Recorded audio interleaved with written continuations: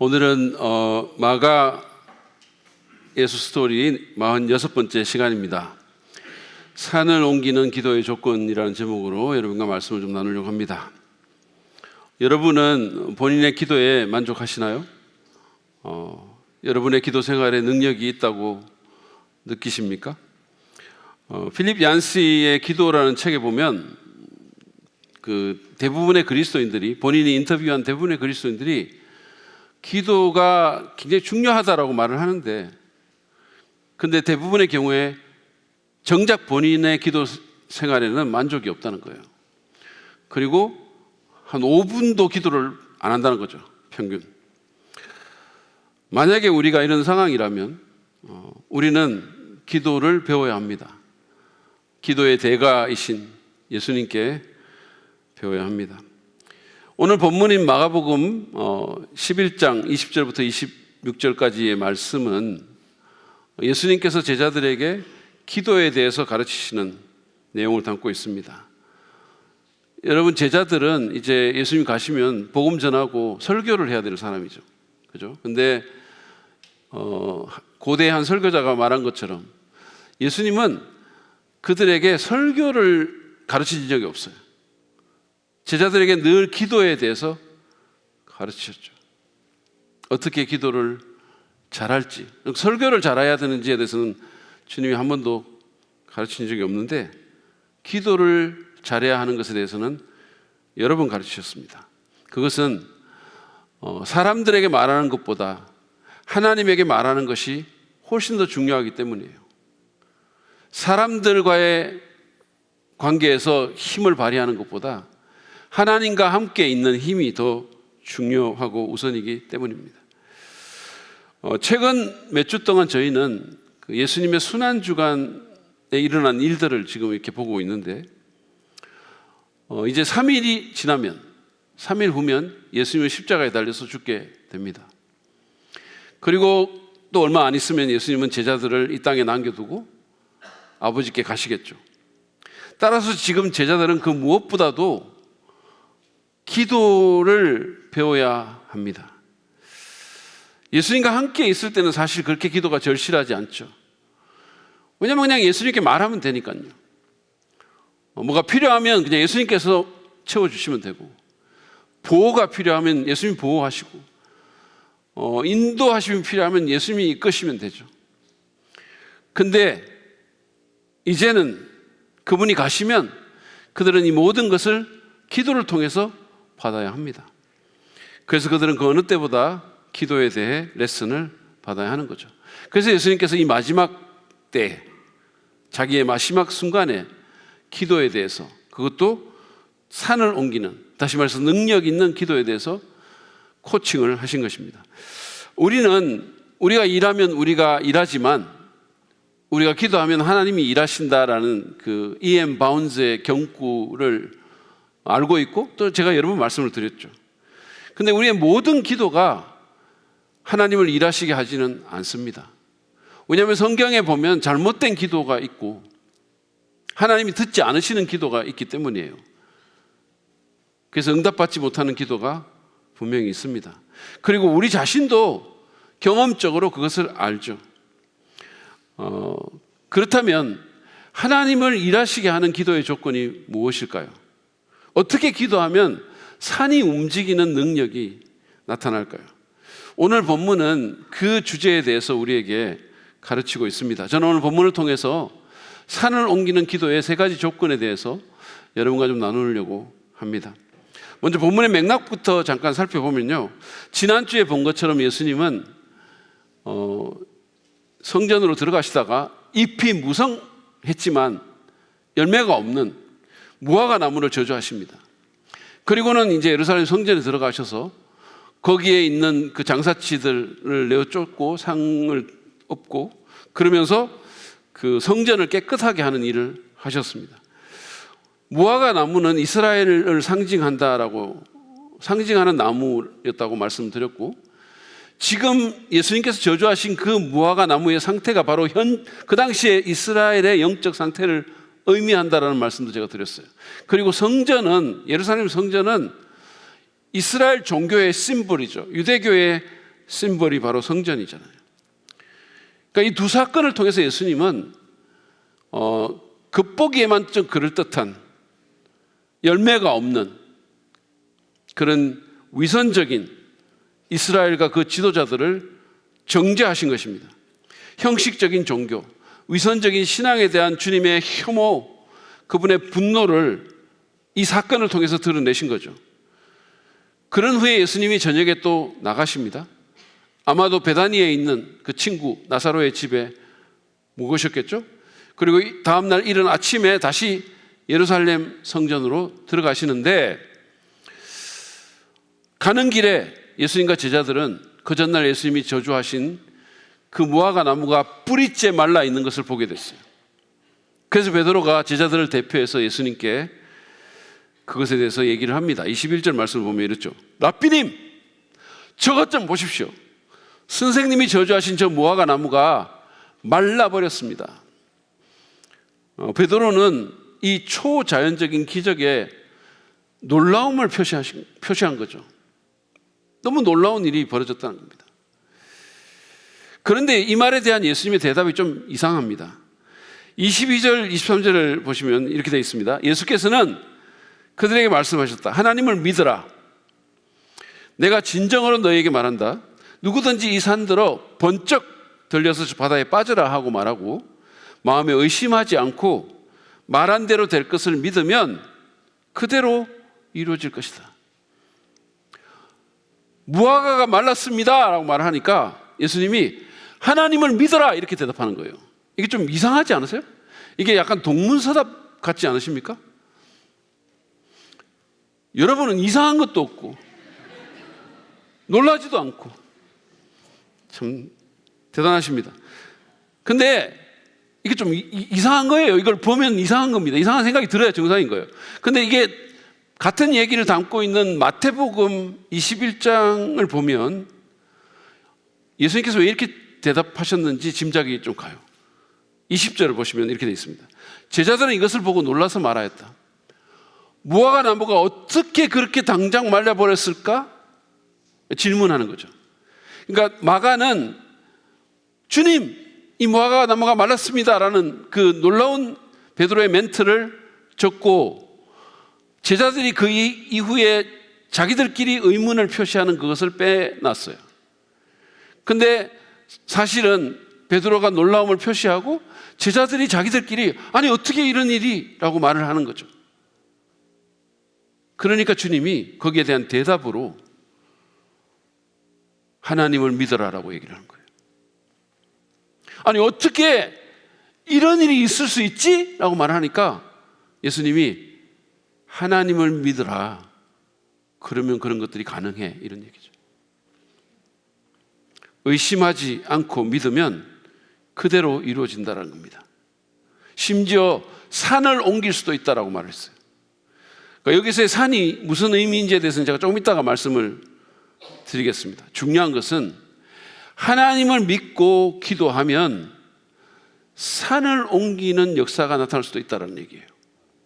여기서 그대로 말한다라는 그 말은 하나님에 대한 말을 얘기하는 거거든요. 그러니까 기도의 맥락에서 지금 얘기를 하고 있는 겁니다. 그래서 이 말씀에서 우리는 산을 옮기는 기도의 첫 번째 조건을 발견합니다. 그것은 바로 하나님을 온전히 아는 거예요. 믿는 거예요. 우리가 산을 옮길 기도를 하려면 우리는 하나님을 온전히 신뢰해야 합니다. 여러분은 하나님을 믿으십니까? 여기에 있는 많은 분들이 믿겠죠. 하나님을 믿으실 겁니다. 그러나 기도의 맥락에서 정말로 여러분은 하나님이 어떤 일이라도 하실 수 있는 분임을 온전히 신뢰하십니까? 제자들은 그러지 못했던 것 같아요. 이 사람들은 예수님과 3년 동안 동행하면서 여러 가지 놀라운 일들을 봤잖아요. 예수님께서 모든 질병을 고치시고 귀신들을 내어 쫓기도 하시고 나병을 심지어 고치기도 하시고 죽은 자를 일으키기도 하시고 막 미쳐 날뛰는 바다를 잠잠하게 하신 그 모든 일들을 봤잖아요. 그렇다면 아니 여기 무화과 나무 하나 정도 즉시 마르게 하는 일은 충분히 가능하다고 생각해야 되는 거 아니에요? 이건 놀랄 일도 아니라고 생각해야 되는 게 맞는 거잖아요. 그런데 그들은 그러지 못했어요. 그들은 또 놀라고 또 의아해하면서 아니 어떻게 이런 일이 라고 서로 말했던 거예요. 말 한마디로 바다를 잠잠케 하신 분이 자기들 앞에 있는데 어떻게 이런 일이, 그러면서 서로 의아해했던 거죠. 여전히 하나님의 그 온전하신 능력을 제대로 믿지 못했던 겁니다. 우리는 어떠합니까? 우리는 하나님이 내 기도를 듣고 있다는 사실조차도 잘 인지하지 못할 때가 있어요. 생각해 보세요.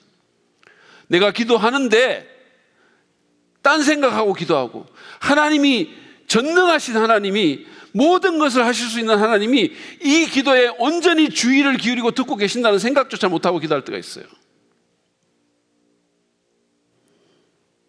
제 친구 아버지는 식사 기도 때 자식들한테 섭섭한 거를 말한다고 기도 시간이 너무 길어지는 거예요. 그 집에 자식들이 또 많거든요. 막 며느리 있고 자식 있고 막 쫙 있는데 기도하면서 계속 그 섭섭한 거를 말을 하니까, 그러니까 내 친구가 아니 자기는 국이 따뜻한 국을 먹어본 적이 잘 없다 이렇게 얘기했어요. 아니 그분은 하나님께 기도하는 게 아니고 심지어 하나님을 의식하는 것은 말할 것도 없고 그러니까 기도를 사람 들으라고 하는 거예요. 우리도 가끔씩 그럴 때가 있지 않습니까? 여러분 기억하십시오. 능력 있는 기도를 하려면 우리는 하나님이 어떤 분인가를 알고 그분을 온전히 신뢰해야 돼요. 우리가 지금 말하는 분이 어떤 분인가를 알아야 된다니까요. 우리가 하나님의 성품과 능력과 그분의 계획에 대해서 제한된 지식과 견해를 갖고 있으면 그것은 결국 우리의 기도를 제한시킬 것입니다. 여기서 우리가 주목해야 될 것은 예수님께서 제자들에게 기도를 믿으라고 말한 게 아니라 하나님을 믿으라고 말했다는 거예요. 능력의 근원은 하나님께 있는 거지 우리의 기도 행위에 있지 않음을 우리가 인식해야 합니다. 어떤 기도에 가면 있잖아요. 막 소리를 지르고 악을 쓰고 막 심지어는 일어나서 손뼉 치면서 빙빙 돌면서 막 심하게 말하면 난리를 쳐요. 난리를 칩니다. 여러분 그렇다고 능력이 생기는 게 아닙니다. 저는 우리가 간절함을 주님 앞에서 표현하는 걸 반대하는 게 아니에요.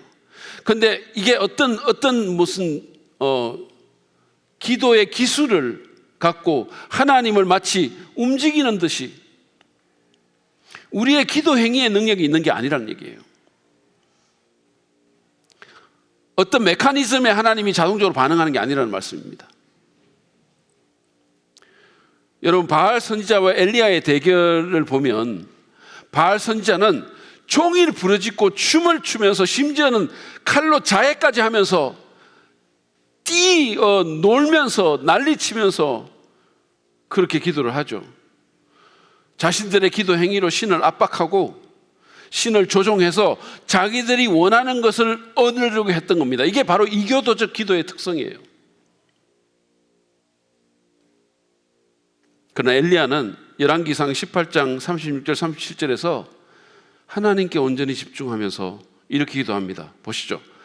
아브라함과 이삭과 이스라엘을 돌보신 주 하나님, 주님께서 이스라엘의 하나님이시고 나는 주님의 종이며 내가 오직 주님의 말씀대로만 이 모든 일을 하고 있다는 것을 오늘 저들이 알게 하여 주십시오. 주님 응답하여 주십시오. 응답하여 주십시오. 이 백성으로 하여금 주님이 주 하나님이시며 그들의 마음을 돌이키게 하시는 주님이심을 알게 하여 주십시오. 여러분 이 기도가 얼마나 하나님 중심적인가요? 그는 무슨 극장쇼 같은 그런 짓을 하지 않았지만 하나님께 집중하며 그분을 온전히 신뢰하고 있는 거예요. 하나님이야말로 이스라엘의 하나님이십니다. 하나님은 우리의 마음을 돌이키시는 주님이십니다. 그러므로 주님, 그 일을 지금 해 주십시오 라고 얘기하는 거죠. 그랬더니 어떤 일이 일어납니까? 하늘에서 불이 떨어져서 재물을 삼키고 물까지 태워버렸어요. 심지어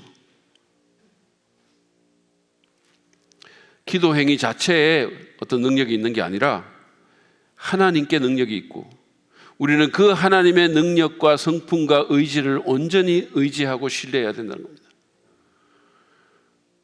결국 우리가 하나님에 대해서 알고 믿는 것이 우리가 어떻게 기도하는가를 결정할 것입니다. 여러분은 하나님에 대해서 무엇을 아십니까? 그분의 성품과 특성과 능력과 그분이 역사 가운데서 하신 일에 대해서 무엇을 알고 계시나요? 그리고 당신이 아는 그 하나님을 실제로 믿습니까? 실제로. 엘리야의 하나님이 내 하나님임을 정말로 믿습니까? 그것이 산을 옮기는 기도의 근본입니다. 그러므로 우리는 하나님의 은혜와 그분을 아는 지식에서 자라가야 합니다. 그 지식이 하나님을 믿는 내 믿음의 연료를 공급해서 확신을 가지고 하나님께 기도로 나아가게 이끌 것입니다. 조지 뮬러라는 그분을 아실 거예요. 많은 분들이 기도의 사람으로 알려져 있죠. 5만 번 기도 응답받았다고 그 책까지 나와 있습니다. 근데 뮬러가 성경을 200번 읽은 사람이라는 사실은 잘 몰라요. 사람들이 200번 이상 성경을 읽는데 100번은 무릎을 꿇고 엎드려서 정말로 간절히 그 말씀을 읽은 사람이에요. 그는 말씀을 통해서, 그리고 자신의 삶의 동행을 통해서 하나님이 어떤 분인지를 알았고 그분을 온전히 신뢰했던 것입니다. 그래서 그의 기도를 통해서 그토록 놀라운 일들이 많이 나타난 거죠. 제가 한 예를 들겠습니다. 여러분들도 아시는 분이 있을 거예요. 어느 날 아침에 이분이 이제 고아원을 하면서 수많은 고아들을 먹였는데, 이 사람은 어떤 누구에게도 지원을, 후원을 요청하지 않은 걸로 유명해요. 어떤 사람에게도 말하지 않았어요. 그냥 하나님께만 말하는 거예요. 근데 어느 아침에 폭우가 쏟아지는 겁니다. 근데 고아원에는 먹을 거라고는 하나도 없은 거죠. 400명의 아이들이 지금 아침을 기다리는데 먹을 게 하나도 없어요. 얼마나 난감한 상황입니까? 근데 뮬러는 400명의 그 고아들과 같이 빈 식탁에 둘러앉아서 손을 맞잡고 식사 기도를 드립니다. 아무것도 없고 숟가락 젓가락만 있는데, 근데 그 기도가 끝났을 때 한 대의 큰 마차가 고아원 앞에 도착했어요. 근데 그 마차에는 아침에 구운 신선한 빵과 우유가 가득했습니다. 인근 공장에서 종업원들 야유회 때 쓰려고 주문한 건데 폭우로 취소가 된 거예요. 그러니까 뮬러의 고아원에 이거를 보낸 겁니다. 하나님이 일하신 거죠. 뮬러는 하나님께서 자신을 이 사역으로 부르신 것과 하나님이 고아들의 참 아버지인 것과 그 하나님이 긍휼에 풍성하신 하나님인 것을 말씀을 통해서, 자신의 삶의 경험을 통해서 분명히 알고 신뢰했던 거예요. 그래서 아무것도 없는데도 마치 뭐가 차려져 있는 듯이 식사 기도를 한 것입니다. 그리고 하나님이 그 기도에 응답하셔서 그 고아들을 먹이신 거예요. 여러분, 이 조지 뮬러의 하나님이 여러분의 하나님인 것을 믿으십니까? 과거에 느헤미야가 아시죠? 성벽을 재건한 느헤미야가 페르시아의 왕 앞에서 잠깐 기도한 후에 그 왕에게 말을 할 때 그 잠깐 하는 그 기도의 귀를 기울이시고 그 이방 독재자 왕의 마음을 움직여서 예루살렘 성벽을 재건하게 만드신 그 느헤미야의 하나님이 우리의 하나님인 것을 믿으십니까? 믿으시기 바랍니다. 하나님이 어떤 분이고 그분의 성품과 능력의 크심과 그분의 뜻을 알아가며 하나님을 온전히 신뢰하도록 합시다. 그 믿음이 산을 옮기는 기도를 가능하게 만들 것입니다. 그런 역사를 이루게 할 것입니다. 두 번째로 산을 옮기는 기도의 조건은 기대하는 마음으로 우리의 필요를 주께 구해야 한다라는 겁니다. 기대감을 갖고 우리의 필요를 주님께 아뢰어야 합니다. 여러분, 하나님을 믿고 의심하지 않으면 이 산더러 들려서 바다에 빠지라고 한 그 말도 그대로 이루어질 것이라고 하신 주님이 24절에서 이렇게 말씀합니다. 그러므로 나는 너희에게 말한다. 너희가 기도하면서 구하는 것은 무엇이든지 이미 그것을 받은 줄로 믿어라.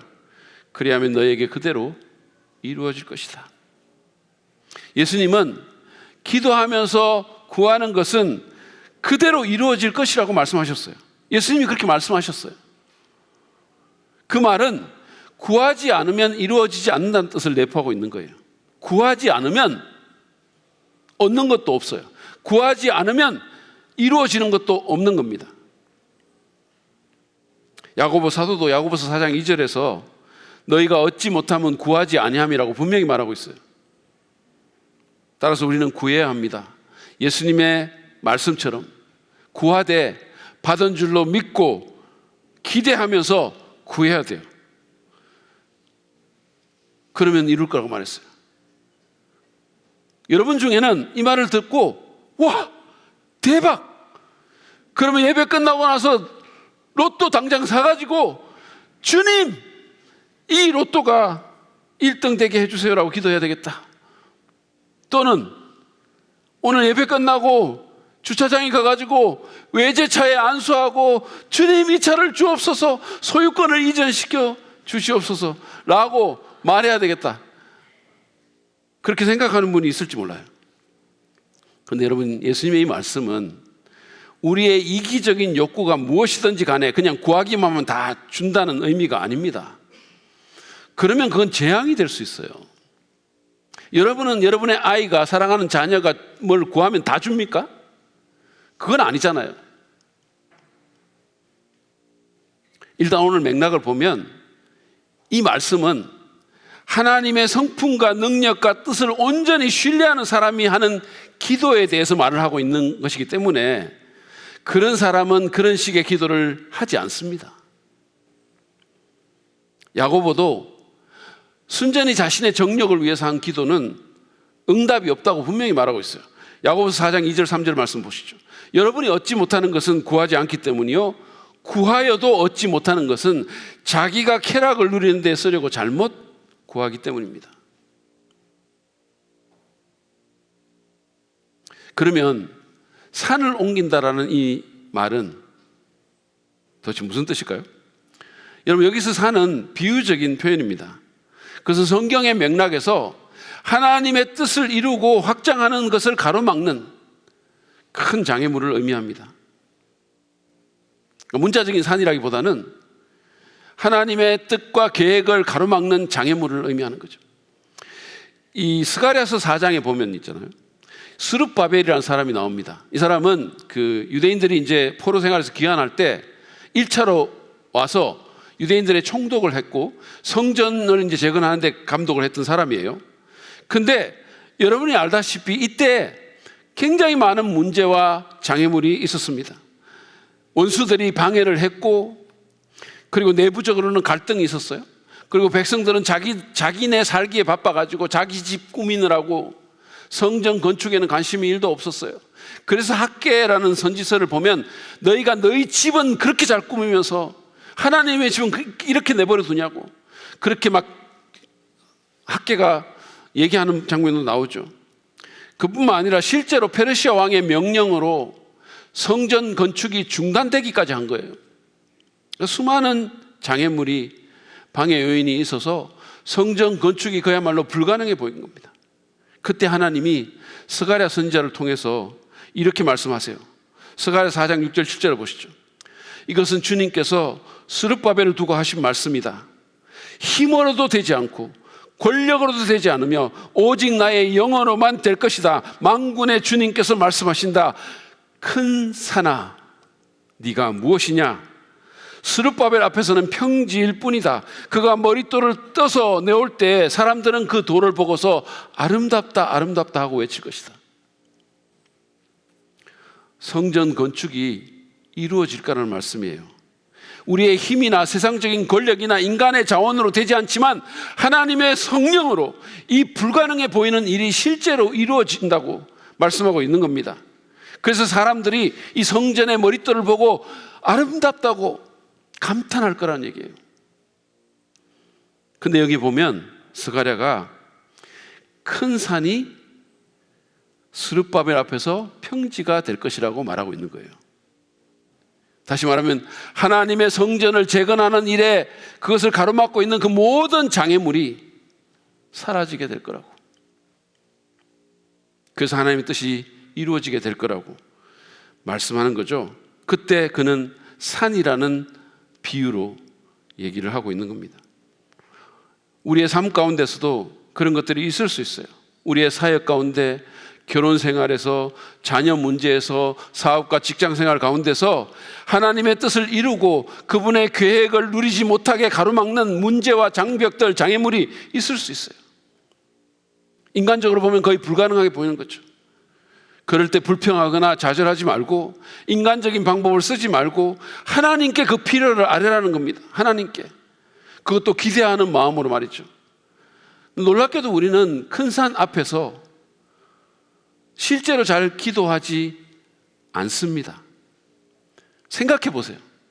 큰 산에 대해서 불평하고 저주하고 원망하고 좌절하고 절망하고 아니면 막 어떤 사람들 찾아가고 인간적인 방법을 구하고 그렇게는 하는데, 다른 모든 것을 하는데 실제로 하나님 앞에 기도하지는 잘 않는다는 거예요.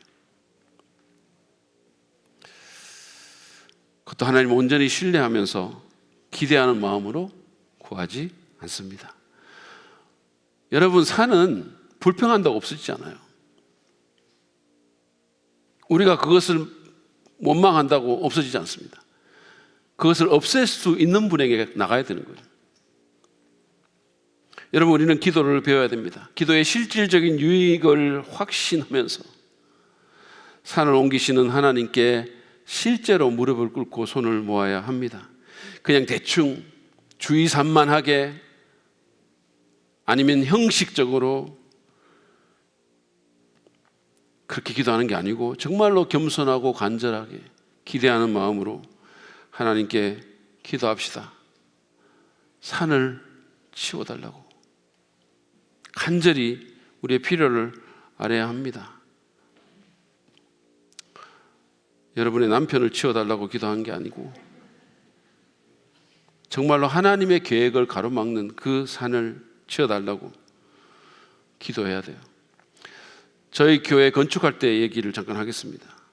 우리가 상가에서 예배를 드리는데 사람이 자꾸 많아지는 거예요. 그래서 예배당이 꽉 차가지고 상가교회에서 3번 같은 예배를 드렸어요. 주일날.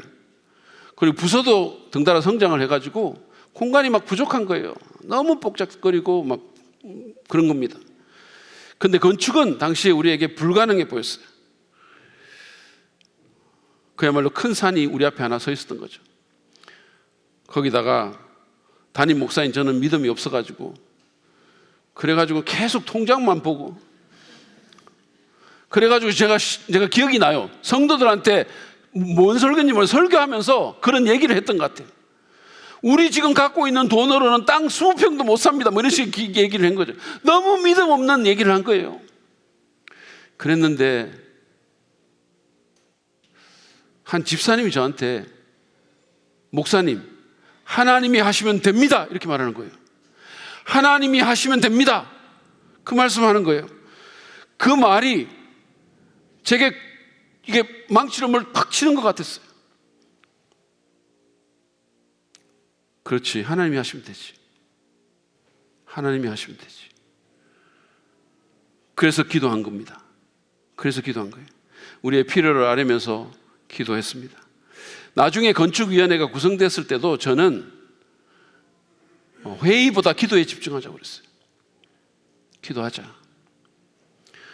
우리가 건축할 때도, 우리 상가파들은 다 아시겠지만 건축할 때도 헌금만 우리가 드린 게 아니고 은혜의 집을 위한 기도문이라는 걸 만들었어요. 사진 한번 보여주시죠.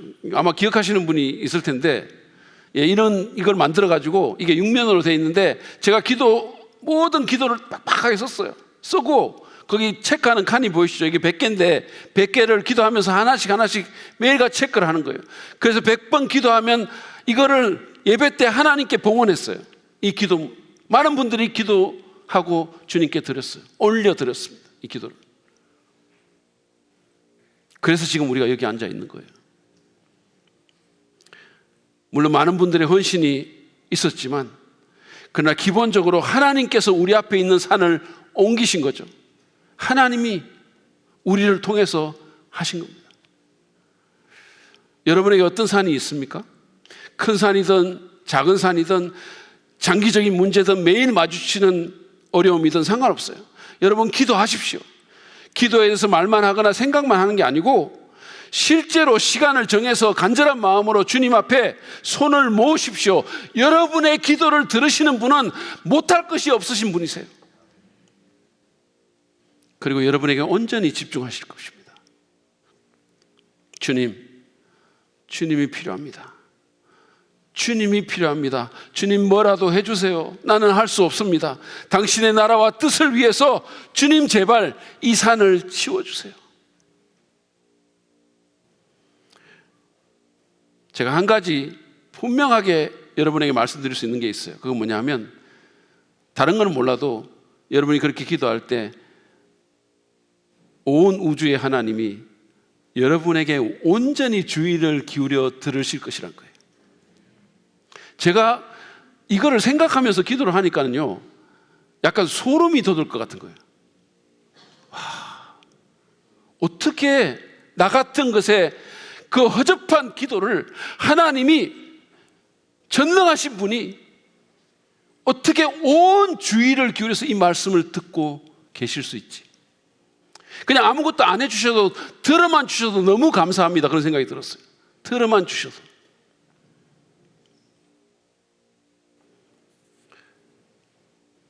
하나님의 뜻과 계획을 가로막는 산이 있다면 기대감을 갖고 구체적으로 주께 필요를 아뢰십시오. 주님이 원하세요. 주님은 여러분의 기도를 듣기를 원하십니다. 그리고 너무너무 좋아하세요. 그러므로 일단 아뢰십시오. 하나님께서 일하실 것입니다. 마지막으로 산을 옮기는 기도의 조건은 하나님 앞에서 회개하며 살아야 한다는 거예요. 우리는 회개하면서 살아야 합니다. 그럴 때 우리의 기도가 하나님의 능력의 손 안에 들어가게 되는 거예요. 여러분 25절을 보시죠. 너희가 서서 기도할 때 어떤 사람과 서로 등진 일이 있으면 용서하여라. 그래야 하늘에 계신 너희 아버지께서도 너희의 잘못을 용서해 주실 것이다. 기도의 상황 가운데서 누군가의 관계에 문제가 있으면 그거를 풀라는 거예요. 그래야 하나님과의 관계도 풀리고 그분이 우리의 기도를 기쁘게 들으신다는 겁니다. 이 말은 하나님의 용서와 구원이 내가 누군가를 용서하는 것에 달려있다 이런 뜻이 아닙니다. 예수님을 통한 하나님의 구원과 용서는 무조건적이에요. 예수님 때문에 우리가 구원받는 겁니다. 내가 뭘 해가지고 받는 게 아니고. 여기서 말하는 말씀은 기도의 맥락 가운데서 사람들을 용서하지 못하는 것이, 그리고 사람들과의 관계에 어떤 문제가 생기는 것이 우리의 관계에도 손해가 될 뿐만 아니라 하나님과의 관계에도 해가 된다는 뜻이에요. 그분이 우리의 기도에 집중하는 것을 방해한다는 거예요. 그게 여러분, 사람과의 관계 문제를 포함한 모든 형태의 죄는 큰 장애물이 됩니다. 따라서 우리는 기도할 때 그 장애물을 치워야 되는 거죠. 그 말은 회개해야 된다는 얘기입니다. 리셋 느헤미야와 함께 다시 세우라는 제 책에 보면 큰 비전 큰 기도라는 챕터가 있어요. 보셨어요? 내 눈을 피하시는 양육반 형제자매 여러분, 보셨습니까? 근데 거기 보면 큰 비전을 이루는 큰 기도를 하기 위해서는 하나님을 크게 보고 큰 끈기로 기도해야 될 뿐만 아니라 큰 장애물을 제거해야 한다고 말씀을 드렸어요. 그 큰 장애물이 바로 죄입니다. 여러분, 이사야 선지자가 이사야서 59장 1절 2절에서 이렇게 말씀합니다. 잘 보세요. 주님의 손이 짧아서 구원하지 못하시는 것도 아니고 주님의 귀가 어두워서 듣지 못하시는 것도 아니다. 오직 너희 죄악이 너희와 너희의 하나님 사이를 갈라놓았고 너희의 죄 때문에 주님께서 너희에게서 얼굴을 돌리셔서 너희의 말을 듣지 않으실 뿐이다. 하나님의 능력이 부족한 게 아니고 우리의 죄가 주님의 귀를 막는다는 거예요. 여러분이 잘 알다시피 주님은 거룩하시고 주님은 죄를 미워하시고 싫어하십니다. 주님과 죄는 같이 있을 수가 없는 거예요. 그래서 예수까지 보내가지고 자기 아들까지 보내가지고 우리 죄 때문에 그분을 죽게까지 하신 겁니다. 상극이에요. 주님과 죄는. 지난 2월에 저희 교역자들이 그 평창에 이제 워크숍을 가가지고 그 일정 가운데 이제 바랑산이라는 곳에 같이 올라갔어요. 사진 한번 보여주시죠. 예. 여기 중간에 있는 사람이 저인데 이 사진 속에 저를 보면 무슨 에베레스트 정상이라도 간 것 같은 느낌이 들지 않으십니까? 옷도 어쩌면 저렇게 두껍게 입고 왔는지 모르겠어요. 근데 이게 1458m밖에 안 되는 산이고 그나마 거기도 저 케이블카 타고 올라갔어요. 근데 거기서 우리가 유명숙 전도사님에 대해서 새로운 면을 보게 된 거예요. 저기 있기를 너무 싫어한 거예요. 너무 막 어쩔 줄을 몰라 하는 거예요. 네. 높은 곳과 상극이었던 겁니다. 그래서 제가 알게 된 거죠. 아, 저 높은 곳을 향하여 이 찬송을 얼마나 그녀가 싫어했을까.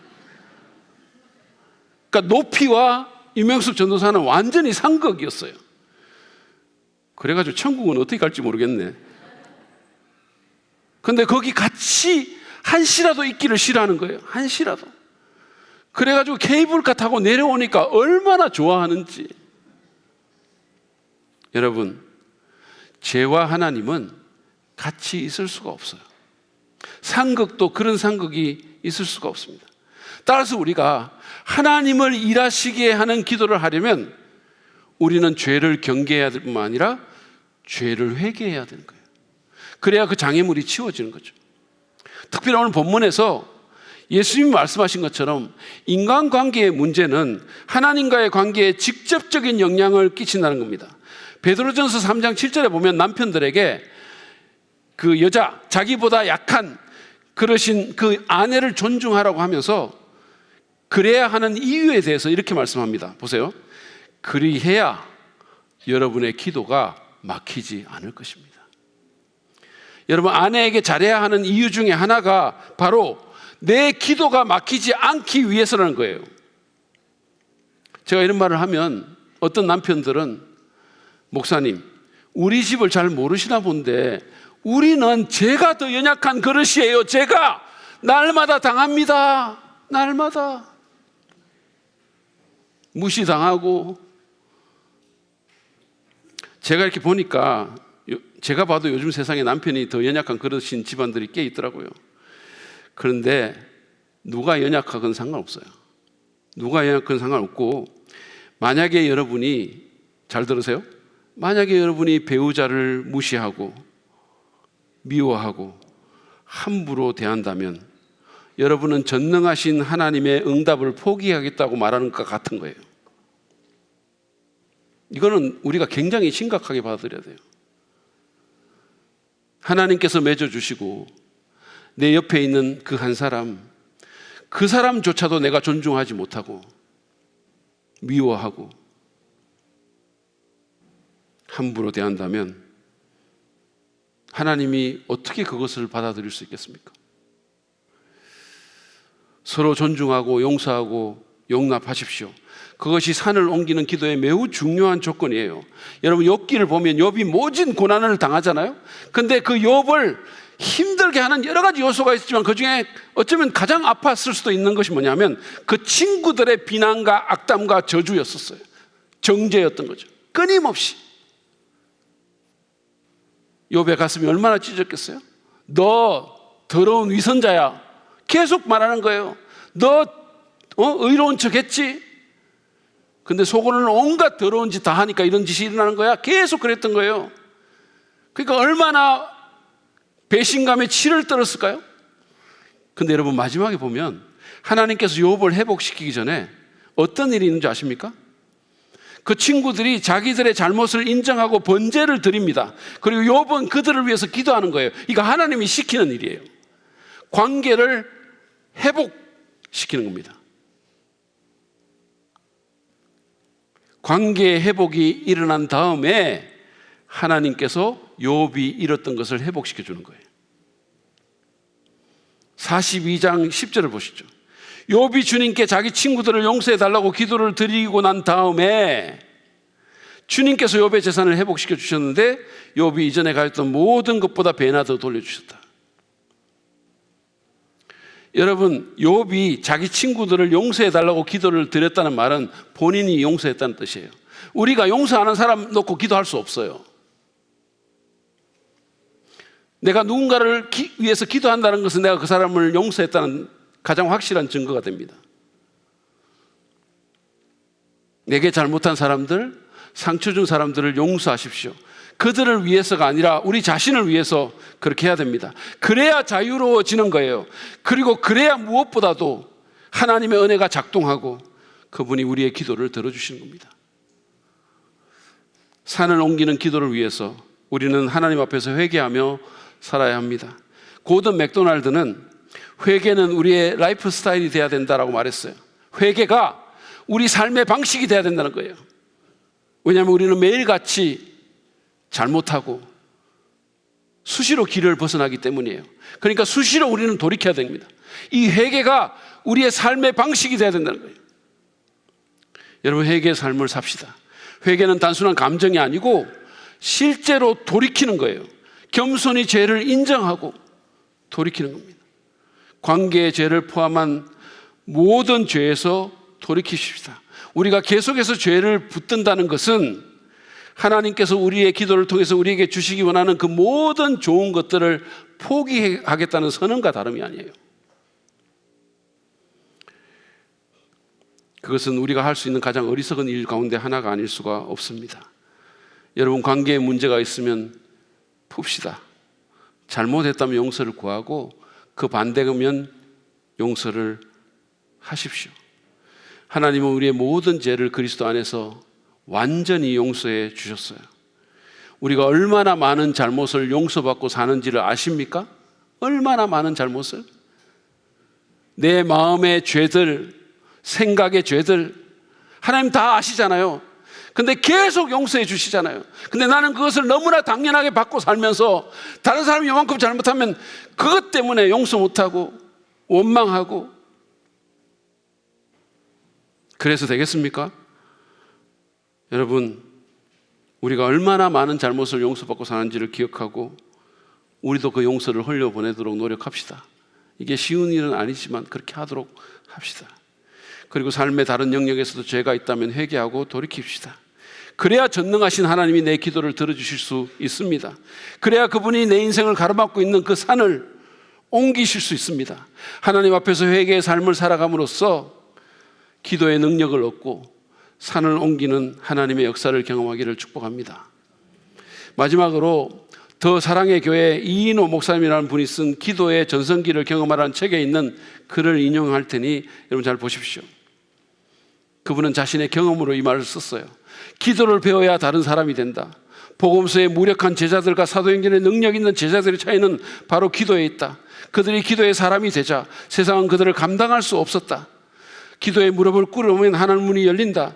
답답하던 삶에 환한 빛이 들어오기 시작한다. 기도하면 신기하게도 불가능한 일들이 가능해진다. 꼬였던 것들이 풀어지기 시작한다. 기도의 시간에 온갖 해결책이 떠오른다. 기도하면 신비한 섭리가 일어난다. 기도하며 걷다 보면 어느덧 내가 함정도 지뢰밭도 무사히 지나갔음을 알게 된다. 기도하면 감추었던 내 미래의 축복들이 나타난다. 기도하면 나를 위하여 누군가가 움직인다. 둘이서 기도하면 하늘 문이 열린다. 기도하면 문제는 작아진다. 기도하면 사람들의 인기와 인정에서 자유하게 된다. 기도하면 용서의 힘이 생긴다. 기도하면 상처가 치유된다. 기도하면 마음이 넓어진다. 그렇습니다. 기도의 유익은 이루 말할 수가 없어요. 여러분, 지금까지 기도를 하찮게 여겼다면 이 시간 주님 앞에서 회개합시다. 기도는 놀라운 하나님의 선물이자 축복입니다. 그것은 참으로 산을 옮기는 역사를 이룰 수 있습니다. 그러기 위해서 하나님을 더 잘 알고 그분을 온전히 신뢰합시다. 기대하는 마음으로 우리의 필요를 아뢰며 인간관계를 포함한 모든 죄를 하나님 앞에 회개하면서 살아갑시다. 무엇보다도 실제로 기도하겠다고 결단합시다. 우리 교회 모든 기도회, 수요 기도회, 온라인 새벽 기도회, 모든 기도에 참여하고 개인적으로 기도의 시간을 확보합시다. 기도에서 말만 하는 게 아니라 생각만 하는 게 아니라 실제로 기도해야 그 유익과 능력을 경험할 수 있습니다. 그러므로 여러분, 이 시간 겸손하고 간절한 태도로 주님 앞에 나아가 부르짖읍시다. 주님, 기도하게 하소서. 주님, 더 알고 신뢰하게 하소서. 제 기도에 귀를 기울이고 역사해 주옵소서. 내 앞을 가로막고 있는 저 산을 주님 옮겨 주옵소서. 주님, 우리를 긍휼히 여겨주시고 뭐라도 해 주시옵소서. 우리가 기도할 때 하나님은 그렇게 일하실 것입니다. 이 시간 우리 찬양하면서 나아갈 때 그런 마음으로 주님 앞에 나갑시다. 나의 기도하는 것보다 더욱 응답하실 하나님, 나의 생각하는 것보다 더욱 이루신 하나님, 이 찬송을 우리가 마지막에 부르는 찬송이죠. 네, 우리 함께 기도해부터 먼저 부르도록 하겠습니다.